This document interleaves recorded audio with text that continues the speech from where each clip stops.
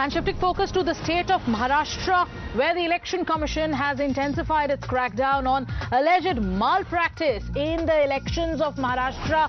Now, an FIR has been filed against BJP leader Vinod Tawde following accusations by the BVA, that is the Bahujan Vikas Aghadi, of cash distribution in Virar. You saw those dramatic pictures that came in. Now, this development is also adding some legal trouble for the BJP leader amid the already heated political battlefield. We have Madhav Das Gopalakrishnan joining us. Madhav, to take us through the action that the EC has now initiated. Well, at the moment, of course, an FIR has been filed and investigation will be conducted. And what top sources in the Election Commission are telling us is that they're taking this matter very seriously. And of course, the irony of it all being that throughout the campaign, we've seen several opposition leaders come out and say that there is action being taken against them, that it is unjust, that the level playing field has been vitiated. But in this particular case, it is an opposition leader against whom the charges are coming in from the BVA. They have alleged that there was some cash distribution that was taking place at that particular hotel in Virar, and at that confrontation that you saw where the BVA members were protesting at that particular hotel, and they've also released certain videos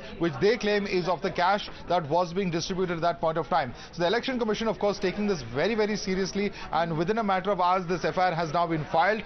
We'll have to see, of course, what the preliminary reports will be as far as the investigation are concerned, but certainly this is something that happening as it does just 24 hours or less than 24 hours before the polling is taking place in Mumbai is certainly being seen as something which is a bitter war of words at the moment within Maharashtra, with all political parties trading charges. Remains to be seen what the investigation finally reveals as far as this case is concerned. Back to Sagrika. You know, Madhav, throughout, like you've been saying, throughout the course of the campaign in Maharashtra, and generally when it comes to the opposition, they have always cast aspersions on the independence of the Election Commission. And now with the EC taking action based on the videos that have come in, based on the allegations that have been made, do you think the opposition in Maharashtra is going to be satisfied, or will they continue nitpicking?